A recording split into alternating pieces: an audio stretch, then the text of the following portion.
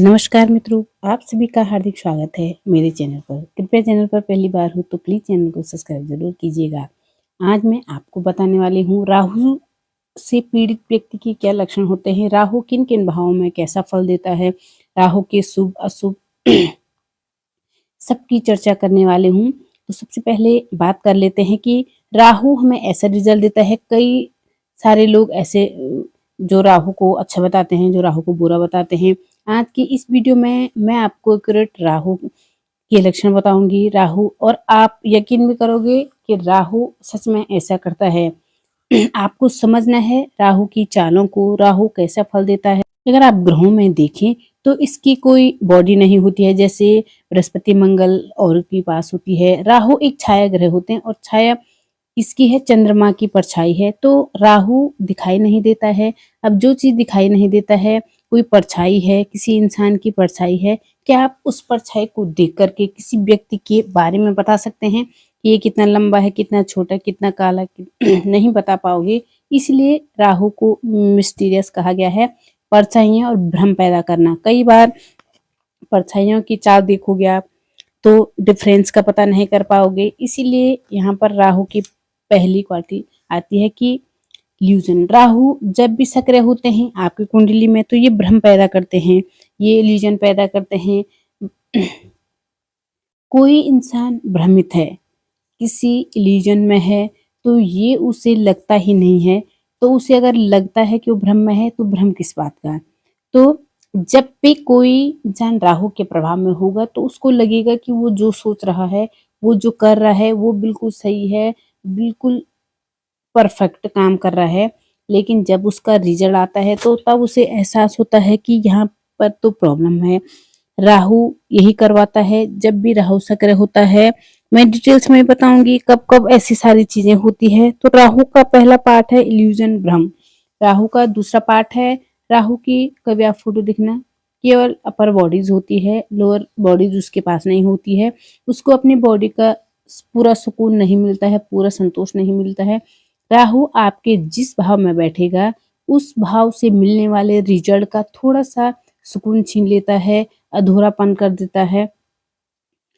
वो भी आप सीखोगे। तीसरी राहु की चीज़ क्या है? राहु चीज़ों से अटैच कराता है। कोई चीज़ है आपके पास, जैसे आपके पास कुछ है, तो राहु आपको लगेगा कि आपके पास जो चीज़ है, आप उस चीज़ को छोड़ना नहीं पाओगे। राहु इस तरह से चीज़ों से अटैच कराते हैं।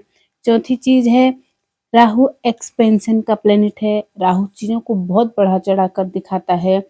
अगर वो आपके इमोशंस का कारक बनेगा, तो आप अपने इमोशंस में इतना ऐसे शो करेंगे कि पूरी दुनिया आपके इमोशंस को देखेंगे।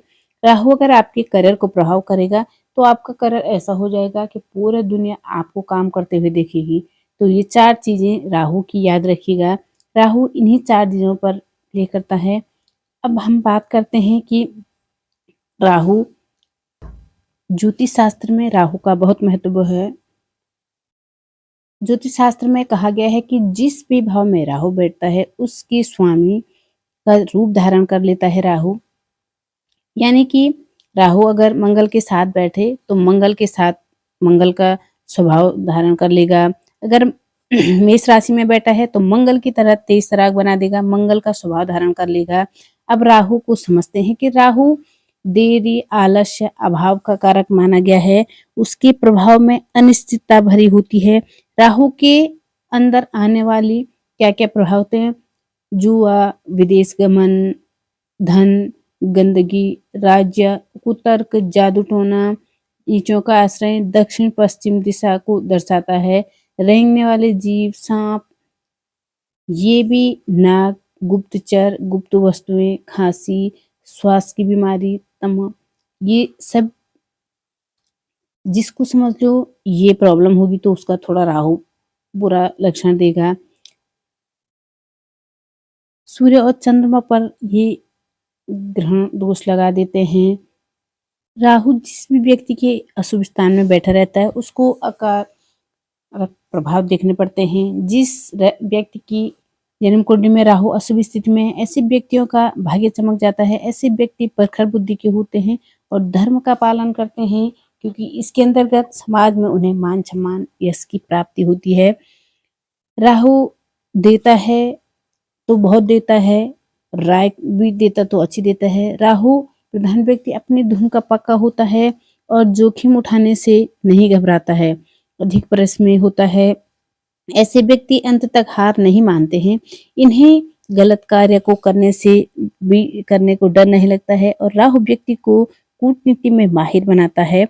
ऐसे लोगों को समझना आसान नहीं होता है।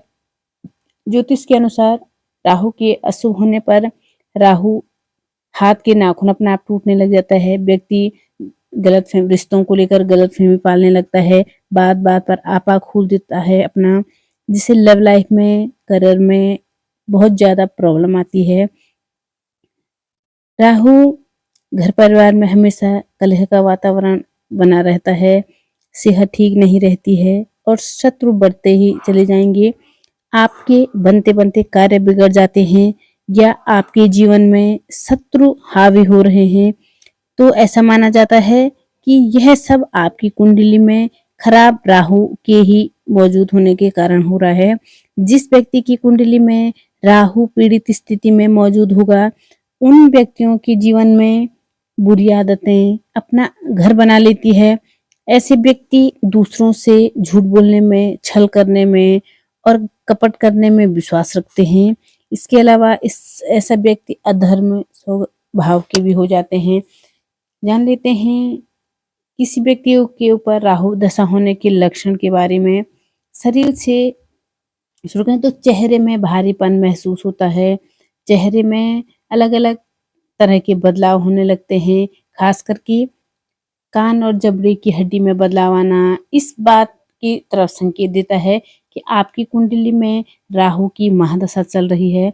आपके घर या आस पड़ोस में शिविर की समस्या होना भी संकेत देता है कि आपकी कुंडली में राहु की दशा है। घर में एक तरह की उदासी महसूस होना, घर में लगातार आती दरारें, घर में जंगली पेड़ों का उगना, जंगली कबूतरों का घर में घोंसला बनाना, घर में या घर के आसपास गंदे पानी का इकट्ठा होना, दुर्गंध युक्त गंध का आना, मच्छर, आसपास का वातावरण एकदम अस्वस्थ होना, ये भी खराब राहु को दर्शाता है। घर में कूड़ा करकटा और भार ले जाने में विवाद होना, बिना वजह धन और पैसे की समस्या होना। जिन व्यक्तियों के जीवन में राहु की महादशा हो, उन्हें चिंता, अवसाद और अनियमित रक्त से प्रॉब्लम होती है और चिड़चिड़ापन उन पे बना रहता है। इसके अलावा यदि आपके इलेक्ट्रॉनिक गैजेट बार-बार खराब हो जाते हैं या फिर आपका मोबाइल बार-बार चोरी हो जाता है, तो यह भी इस बात का संकेत देता है कि आपकी कुंडली में राहु दशा है। शक्ति या धन जैसे माध्यम से हासिल करने के लिए शॉर्टकट आप अपनाने की कोशिश करते हैं।